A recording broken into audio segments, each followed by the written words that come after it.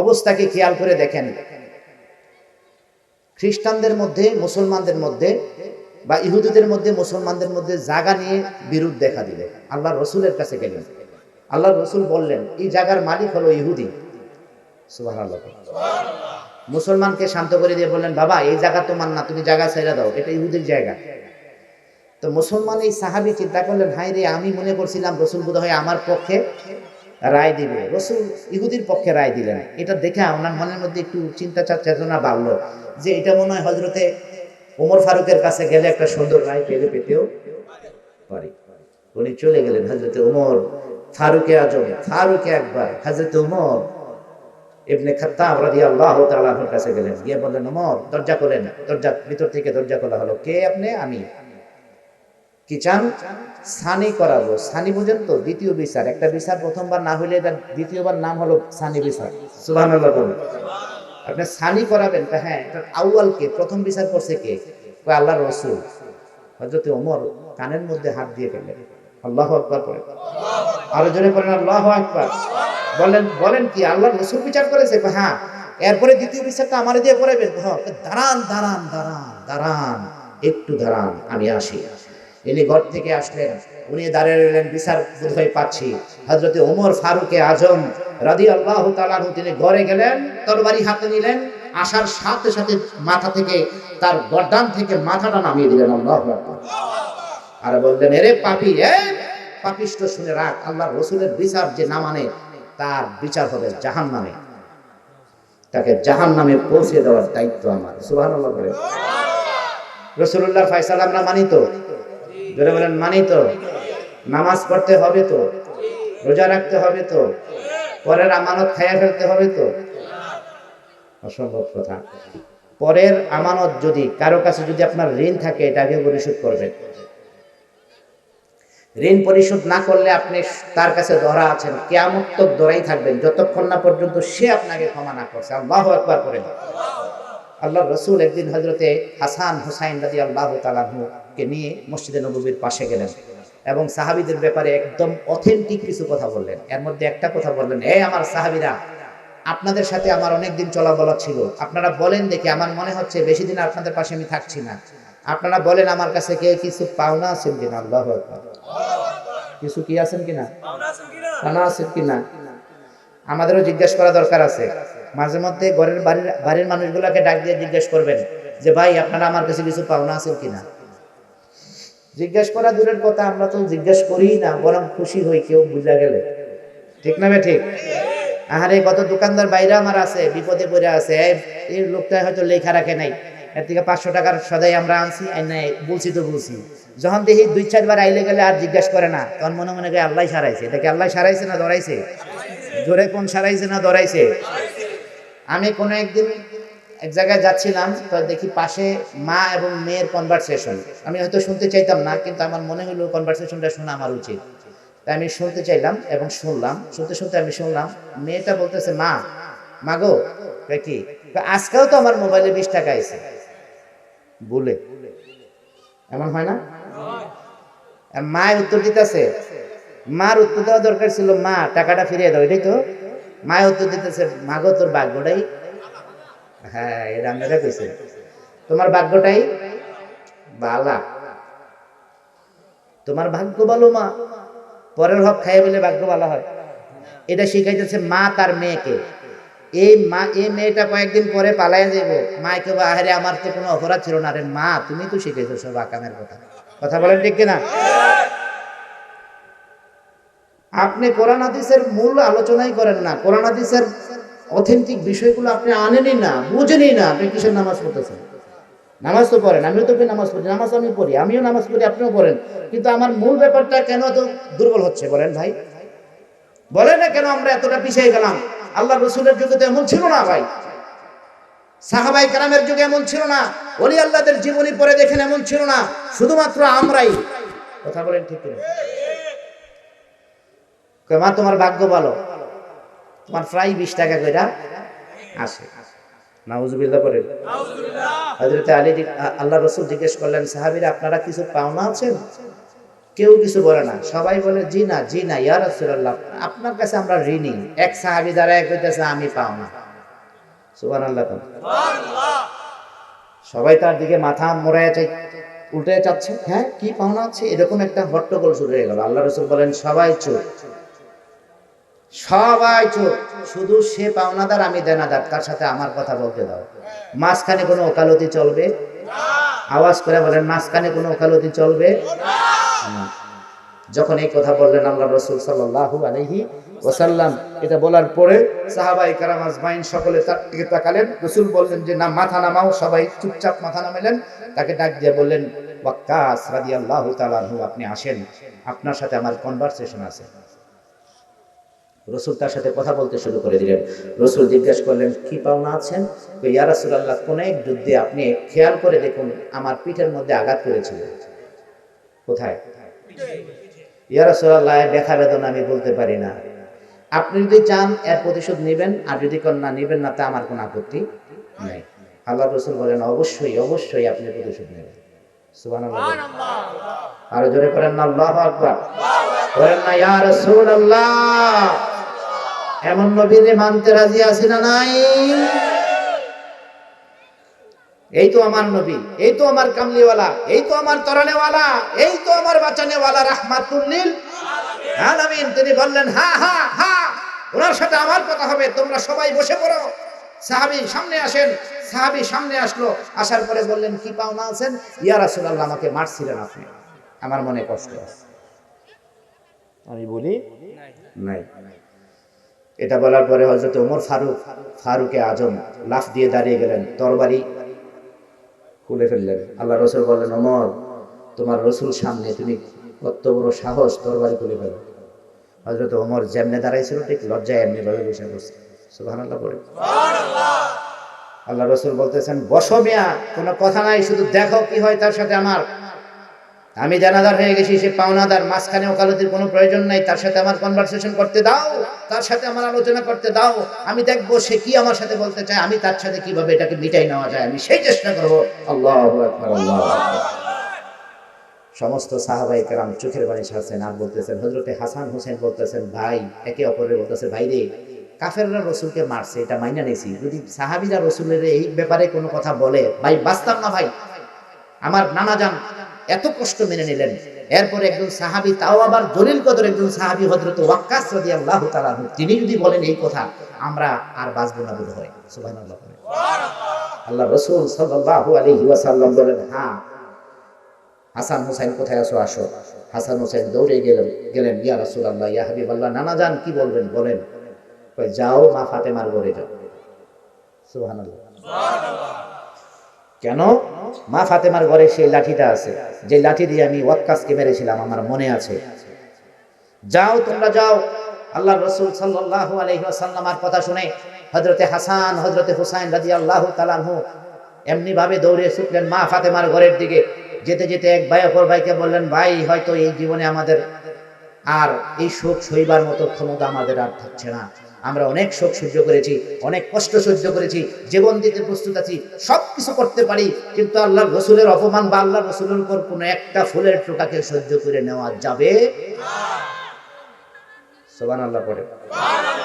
মা ফাতেমার কাছে গেলেন, দরজা করাঘাত করলেন, নক করলেন। নক করার পরে মা ফাতেমাতুজ জাহরা, জান্নাতের সমস্ত রমণীদের সর্দার ফাতেমাতুজ, সুবহানাল্লাহ পড়ে, আমাদের মা ফাতেমাতুজ জাহরা রাদিয়াল্লাহু তাআলা আনহা, তিনি বললেন, কি হয়েছে বাসাদন, তোমাদের চোখে পানি কেন? তোমাদের চোখের পানি তো আমার সহ্য হয় না। বলবা কেন? কেন এই অবস্থা? বলে, ইয়া রাসূলুল্লাহ, ইয়া হাবিবাল্লাহ, নবীজি আমার, ওগো মা ফাতেমাতুজ জাহরা, আপনি কি জানেন আল্লাহর হাবিব সাল্লাল্লাহু আলাইহি সাল্লাম কি ফরমান জারি করেছেন? কয় না। মাগো, আপনার ঘরে একটা লাঠি আছে, এই লাঠিটা এখন নিতে হবে। রাসূলুল্লাহ লাঠি মুবারক নিতে হবে। কেন?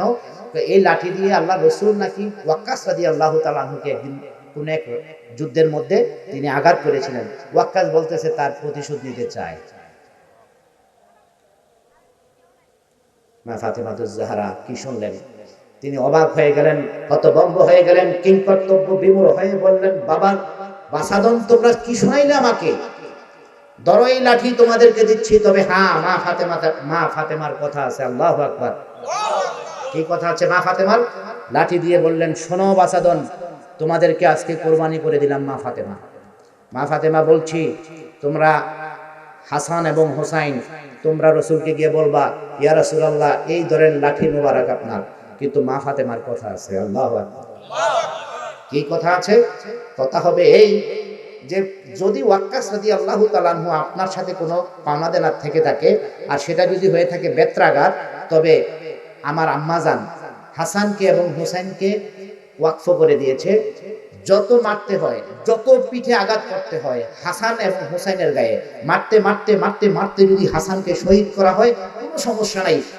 এরপরে যদি ওয়াক্কাস রাদিয়াল্লাহু তাআলা আনহুর মনের ভিতরে কষ্ট থাকে, আমার হোসেন আছে, হোসেনকে মারতে মারতে মারতে মারতে শহীদ করে দেওয়া হোক, তারপরে যদি মনের ভিতরে কষ্ট থাকে, আমি মা ফাতেমাতুজ জাহরা রাদিয়াল্লাহু তাআলা আনহু পর্দার সাথে সেখানে যাব, আমাকে মারতে মারতে যেন শহীদ করে দেওয়া হয়, তারপরে কি ঘটবে সেই দেখার বিষয় আমাদের না। আল্লাহু আকবার করেন। হযরতে হাসান হোসাইন বললেন, হ্যাঁ, একটা সান্ত্বনা পেলাম, একটা সান্ত্বনা পেলাম। তারা দৌড়ে গেলেন, দুর্বার গতিতে চললেন হযরতে হাসান হোসাইন রাদিয়াল্লাহু তাআলা আনহুমা, গিয়ে বললেন, ইয়া রাসূলুল্লাহ, ইয়া হাবিবাল্লাহ, এই যে আমাদের লাঠি, যে লাঠি আনার অনুমতি আপনি দিয়েছেন, নির্দেশ আপনি দিয়েছেন, ধরেন আপনার লাঠি, কিন্তু কথা আছে। আল্লাহু আকবার। আল্লাহু আকবার। কি আছে? কথা আছে। কথা আছে, কথা আছে। হ্যাঁ, কথা বলো। কি কথা? কথা আমাদের না, আপনার মা, আপনার মেয়ে, আপনার কলিজার টুকরা, জান্নাতে সমস্ত রমণীদের সরদার, সাইয়্যিদাতুন নিসাই আহলিল জান্নাহ, জান্নাতে সমস্ত রমণীদের সরদার ফাতেমাতুজ জাহরা কি বলেছে আগে শুনেন। ইয়া রাসূলুল্লাহ, তিনি বলেছেন, যদি ওয়াক্কাস রাদিয়াল্লাহু তাআলা আনহু প্রতিশোধ দিতে চায়, আমি হাসান আছি, আমার ভাই হুসাইন আছে, আমাদেরকে মারতে মারতে একের পর এক শহীদ করে যদি তার মনের ভিতরে তৃষ্ণা না মিটে, ইয়া রাসূলুল্লাহ, আমার মা আছে, আমার মা এখানে এসে পর্দার সাথে আসবে, আমার মাকে মারতে মারতে শহীদ করা হোক, তারপরে কি হয় সেই বিষয় আমাদের নয়। এই কথা শোনার পরে সমস্ত সাহাবায়ে কেরাম আজমাইন অমনিভাবে লাফিয়ে দাঁড়িয়ে গেলেন, ইয়া রাসূলুল্লাহ, তারপরে একের পর এক আমরা মরতে চাই, আমাদের সকলকে শহীদ করে দেওয়া হোক, তারপরে আমাদের চোখের সামনে যেন এমন অপকর্ম না ঘটে। আল্লাহু আকবার বলেন। আমরা সেটা দেখতে পারবো না, সেটা মানতে পারবো না, এই কষ্ট সহ্য করার মতো ক্ষমতা আমাদের কারো নাই। ইয়া রাসূলুল্লাহ, এবার সিদ্ধান্ত আপনি নেন। সুবহানাল্লাহ বলেন। আল্লাহ রাসূল বললেন, এই তোমরা দেখি মাঝখানে এসে ঠিক আমাকে বিভ্রান্ত করছো, তোমরা দেখি আমার একটা পাওনা দেনা মেটাতে চাচ্ছি আমি, আর তোমরা মাঝখানে কেবল ডিস্টার্ব করছো। সুবহানাল্লাহ বলেন। আহা হা, কি নবী আপনার আমার ভাই, কি নবী আপনার আমার, কোন নবীর উম্মত আমরা, কোন নবীর গোলাম আমরা, কোন নবীর সুপারিশটা। তিনি বললেন, হাসান হোসেন তোমরা থামো, বসো। সবাই বসেন, সবাই বসেন, সবাই বসে পড়লেন।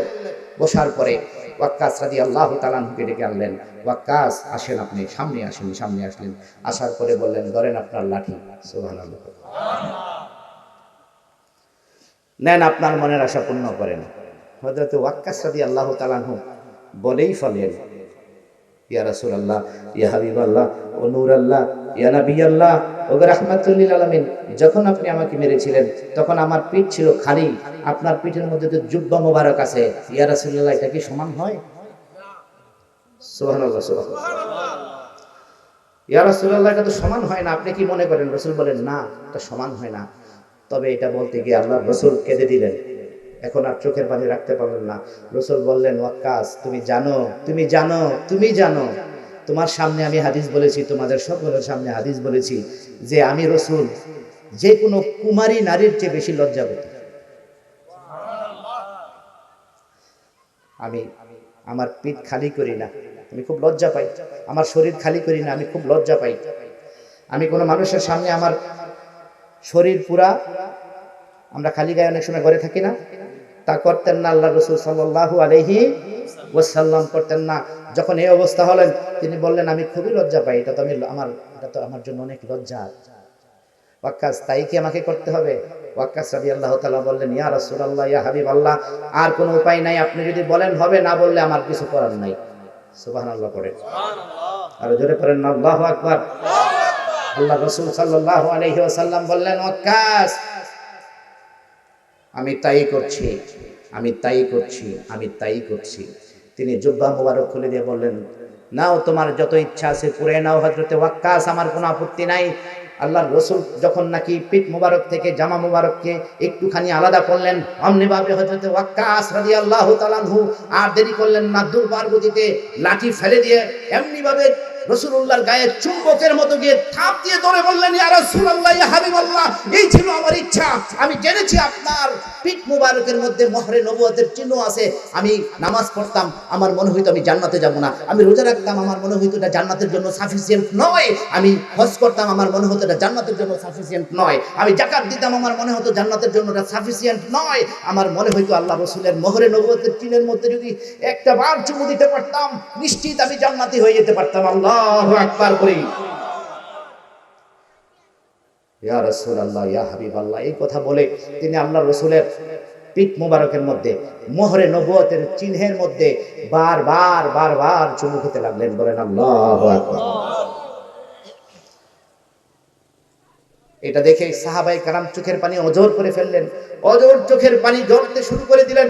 সাহাবায়ে কেরাম রাদিয়াল্লাহু তাআলা আনহুম রাদিয়াল্লাহু তাআলা আনহু আজমাইন সকলে চোখের পানি ছাড়তে শুরু করে দিলেন। আল্লাহর রাসূলের সামনে হযরতে ওয়াক্কাস রাদিয়াল্লাহু তাআলা আনহু বললেন, ইয়া রাসূলুল্লাহ, ইয়া হাবিবাল্লাহ, যে অপরাধ আমি করেছি নিশ্চয়ই সেটা ক্ষমার অযোগ্য, কিন্তু আমার মনের ভিতরে যে কষ্ট ছিল, মনের ভিতরে যে আশা আকাঙ্ক্ষা ছিল, তামান্না ছিল, আমার একটা ইচ্ছা ছিল, এই প্রবল ইচ্ছাকে মিটাবার জন্য আমি এই কাহিনী করছি। ইয়া রাসূলুল্লাহ, বেয়াদবি নেবেন না। ইয়া রাসূলুল্লাহ, বেয়াদবি নেবেন না। ইয়া রাসূলুল্লাহ, বেয়াদবি নেবেন না। আল্লাহু আকবার, আল্লাহু আকবার। বেয়াদবি নেবেন না ইয়া রাসূলুল্লাহ। সাহাবায়ে কেরামকে বলেন, সাহাবায়ে কেরাম, আপনাদের মনে অনেক কষ্ট দিয়েছি, আপনারা বেয়াদবি নেবেন না। সবাই ওয়াক্কাসকে জড়িয়ে ধরলেন আর বললেন, ওয়াক্কাস, তুমি এত বুদ্ধিমতী, এত বুদ্ধিমান, এত বুদ্ধি করে আবার রাসূলুল্লাহর মোহরে নবুয়তের চিহ্নের মধ্যে তুমি চুমু দিয়ে তুমি তোমার কলিজাকে শীতল করতে পারলে। আল্লাহু আকবার করে। আমার মেসেজ কিন্তু এটা নয়। আমার মেসেজ ছিল আল্লাহ রাসূল সাল্লাল্লাহু আলাইহি ওয়াসাল্লাম নিজে যখন নাকি পাওনাদারের কাছে, এবার আমি আপনার কাছে প্রশ্ন করি, এই হাদিসের ভাই ঘটনার প্রেক্ষিতে আপনি বলেন তো দেখি, দাম পাওনাদারের বেশি না দেনাদারের? যে পাওনাদার তার দামটা বেশি না? হ্যাঁ, যে পাওনাদারের দামটা বেশি হয়ে যায় না, এর অধিকারটা বেশি হয়ে যায়। এইবার ধরেন আমার বাড়িতে বদলা লইছি 500 টাকার রোজ লইছি, সোমবারে, আগামী সোমবারে আইস কোথায়, অমুক বাজারে, ধরেন নতুন বাজারে গেছে আর কাকু, এমনি তো ডাক দেয় আমার ঘরে, হ্যাঁ কাকু, আছে না নাই? এমন ধমক মারছে, হা বেচারা এমনি পাগলের মতো পলাই গেছে গা, বয়ে চায় নাই, ঘরে কিন্তু চাল নাই। কথা বলেন ঠিক না বেঠিক? লোকটা কষ্ট নিয়ে ফিরে গেছে, হারে কাকুরে ডাক দিলাম, এমন ধমক মারছে। আবার অনেকদিন পরে গেছে, কাকু আবার দেখবো ওই বাজারে যাই, অমুক বাজারে আরেকটা বাজারে ডেট দিয়ে দিচ্ছে, ওই বাজারের মধ্যে আবার দেখা করছে। এইবার গেছে আর তোর আমায় দেখাই যাই রে বেটা। কথা বলেন ঠিক না বেঠিক? এই মিয়া, তুমি না রাসূলের উম্মত? এই ভাই, তুমি না রাসূলের উম্মত? প্রিয় ভাই, তুমি না রাসূলের উম্মত? রাসূল থেকে এই শিক্ষা তুমি কেমনে নিলা? আল্লাহ রাসূল করলো কি আর তুমি করলা কি? ভাই, তুমি যে তার কাছে বারবার সারেন্ডার করতা। রাসূল বলেছে পাওনাদারকে পাওনা বুঝিয়ে দাও। যে ব্যক্তি পরিশ্রম করে, পরিশ্রমীকে তার গায়ের কি না শুকাইতে, গাম না শুকাবার আগে তার টাকা তাকে বুঝিয়ে দাও। আল্লাহু আকবার বলেন।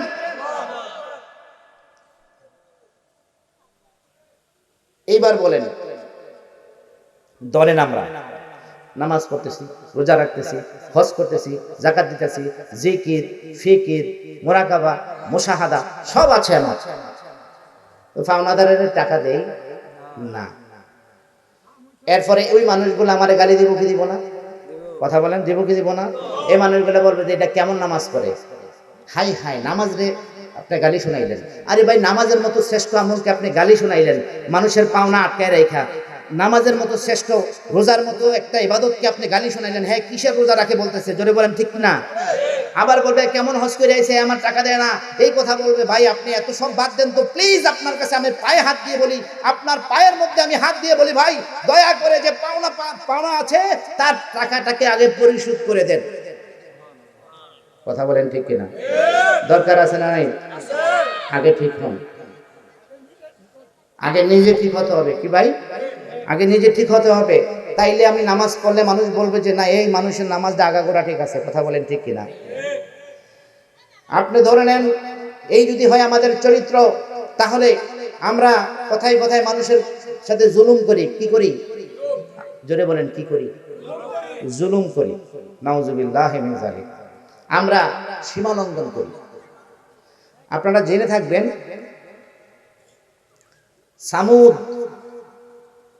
সামুদ গোত্রে জন্য আসছিলেন সালেহ আলাইহিস সালাম। জোরে বলেন, কে?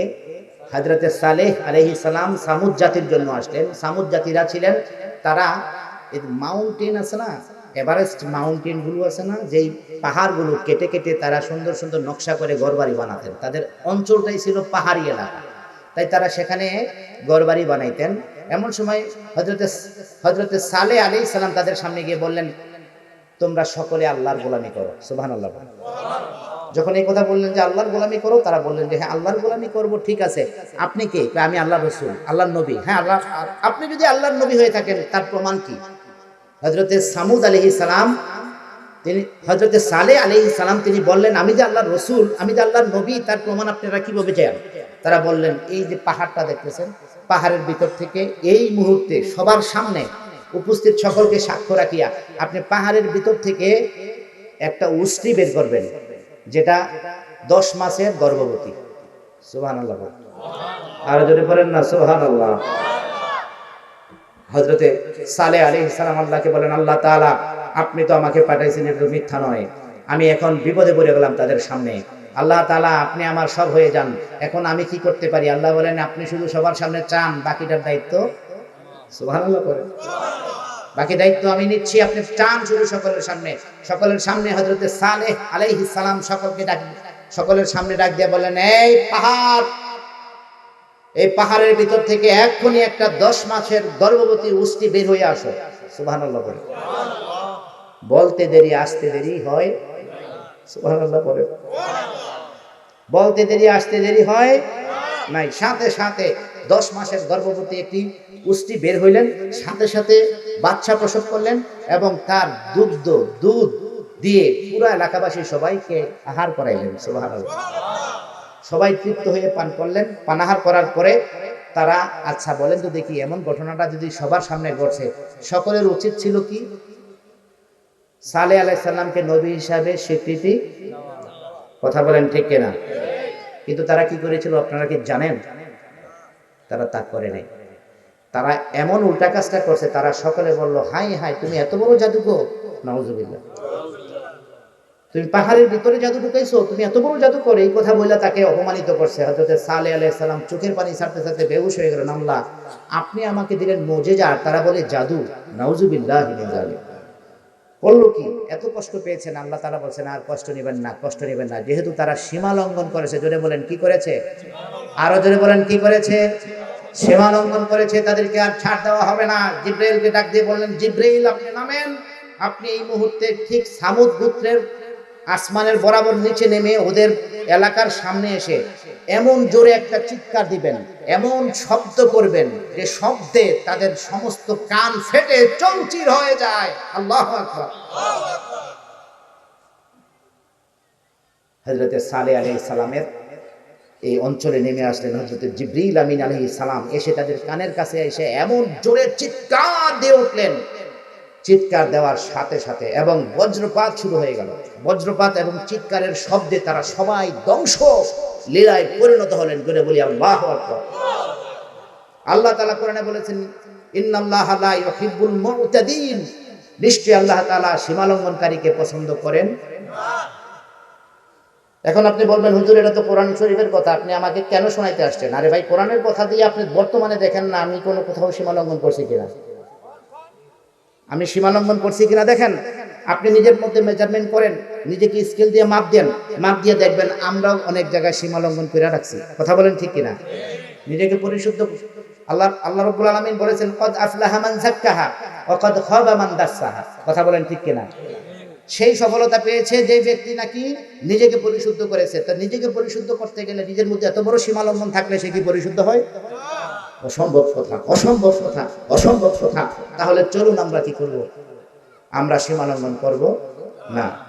আল্লাহর হাবিব সাল্লাল্লাহু আলাইহি ওয়াসাল্লামের সামনে যখন নাকি এই শাম দেশের বাদশা হাবিব বিন মালিকের সামনে গেলেন আবু জাহেল, আবু লাহাব, উতবা, সাইবা, তারা গিয়ে বললেন আমরা কোনোভাবে মুহাম্মদ আমিনকে থামাইতে পারি না, সে আমাদের ভাতিজা হওয়া সত্ত্বেও তার বক্তবিন্দু প্রতিদিন বাড়ছে, অন্য নতুন একটা ধর্মের কথা সবাই মানছে, তাওহীদি মুসলমান হয়ে যাচ্ছে, তাওহীদপন্থী হয়ে যাচ্ছে, একাত্মবাদের দিকে সবাই চলে যাচ্ছে। তখন হাবিব বিন মালিক বললেন, খেয়াল করবেন, হাবিব বিন মালিক বললেন তারা তাকে মানছে কেন? বাদশাহী মেজাজের কথা, তারা তাকে মানছে কেন? একজন মানুষ আর সবাই পাগল হচ্ছে কেন? বিষয়টা কি? আসলে বিষয়টা কি? এইবার বিপদে পইরা এই আবু জাহেল সত্য কথা বলতেছে, সুবহানাল্লাহ। আবু জাহেল সত্য কথাটা বলছে কি জানেন? ওই কারণ হইল, আমার সম্ভবত কারণ হলো এই হবে, কারণ এই লোক তার মিথ্যা কথা বলে। সুবহানাল্লাহ বল না? আরো চিৎকার দিয়ে বলেন আল্লাহু আকবার। বলেন ইয়া রাসূলুল্লাহ, আমরা এমন নবীর উম্মত হয়েছি, আল্লাহু আকবার বলেন। জীবনে কোনোদিন কি করে নাই? মিথ্যা কথা বলে নাই, মানুষের আমানতের খেয়ানত করে নাই, মানুষকে ধোঁকাবাজি করে নাই, সবার কাছে বিশ্বস্ত। এটা বলার সাথে সাথে শাম দেশের বাদশা হাবিব বিন মালিক বললেন, যে লোকটা জীবনে কোনোদিন কোনো স্বার্থের কারণে মিথ্যা কথা বলল না, ওই মানুষ যেদিন বলছে তিনি রসুল, আল্লাহ রসুল, এটা যে মিথ্যা হবে কেমন করে বিশ্বাস করি না। সুবহানাল্লাহ। আপনারা কি আমার কথা বুঝতেছেন? সে জীবনে কোনোদিন কোনো কারণে মিথ্যা কথা বলে নাই। যিনি জীবনে কোনো কারণে মিথ্যা কথা বলে নাই, কোনো স্বার্থের কারণে, সেই ব্যক্তিত্ব যদি বলে ইন্নী রাসূলুল্লাহ, আমি আল্লাহর রাসূল, তবে এই কথাটা মিথ্যা হয় কিভাবে আমি তো জানি না। এটা বলার পরে এমনি ভাবেই আবু জাহেল চিন্তায় পড়ে গেলেন যে সর্বনাশ, কি কথা বলে ফেললাম। শাম দেশের বাদশা হাবিব বিন মালিক বললেন, ঠিক আছে, একটা ডেট করা হোক, ওই দিন আমি তার বিচার করতে যাব। সুবহানাল্লাহ পড়ে।